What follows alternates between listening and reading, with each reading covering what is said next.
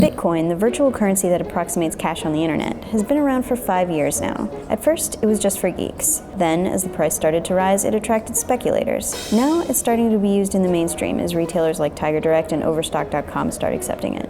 But it's still clunky to use and not that easy to get a hold of. And that's why the new gold rush is in Bitcoin ATMs. Michael Peary. I brought the first bidirectional Bitcoin ATM to the United States. We put the first one in Handlebar here in Austin. Then we put another one at Dominican Joe's coffee shop. What we're doing here with the Bitcoin ATM is trying to provide liquidity in the market. Traditionally, the way people buy into and sell their Bitcoin is through websites like Local Bitcoins, and they have to meet up with people. They charge really high prices for doing it.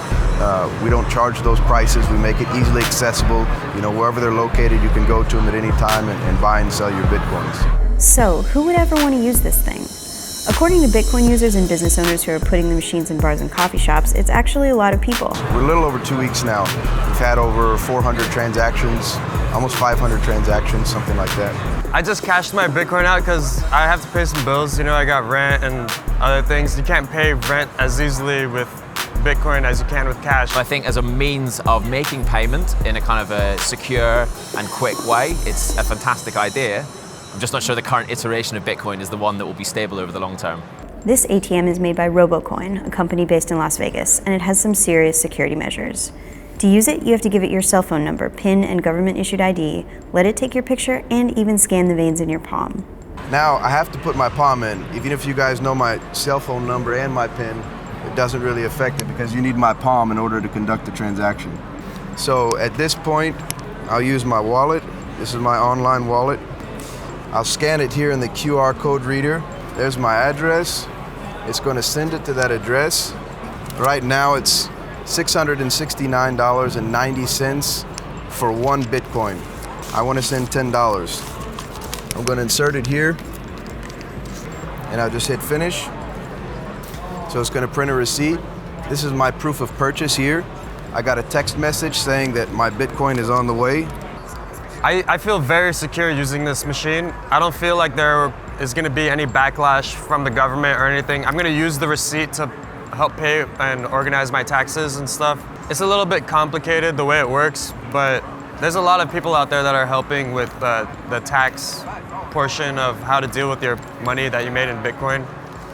So I'm not really scared that they're going to come after me and confiscate my Bitcoin in the future. I don't think that's going to be possible. Like anything, in its early stages, there's going to be teething problems. I mean, it's very unregulated at the moment, so Mt. Gox, depending on who you read, wasn't particularly well run. I think what you're going to see is an early stage fallout of probably quite a lot of businesses coming into it, going out of it, and then over time that will balance out and stabilize as people become a little bit more responsible with how they manage Bitcoin effectively. The ATM is the easiest way to trade Bitcoin for cash on the spot, and advocates believe the machines will help bring the currency to the masses, therefore disrupting the government financial complex. Still, it took 5 minutes to register an account in order to buy the virtual currency, and around 15 minutes to get a transaction confirmed and cashed out. It's a little disappointing when contrasted with the hyper-optimism in the Bitcoin community, and most of the people who stopped by just wanted to gawk, not buy. I like the technology. The technology, whether Bitcoin stays or goes, the technology is here to stay. It's an excellent technology. It's the ability to send money from here to any part of the world instantaneously and at minimal fees to no fees at all, depending on how you send it. We need to do this. Look, we have to disrupt finance in the same way we've disrupted all other industries, the internet and the way, and sort of spreading kind of responsibility for an entire industry and crowdsourcing an industry has to happen in finance the same way it's happened in other industries as well. And it will happen. I think that Bitcoin is the first step to doing that. I don't see why a payment system should be managed completely centrally. There's no reason why that shouldn't be spread over a whole load of different users. I just think that right now, I'm not sure I'd want to put my money into Bitcoin at this stage. In my mind, the success is defined by basically the number of uses of Bitcoin. If you can use it to do more and more things, that will be its success.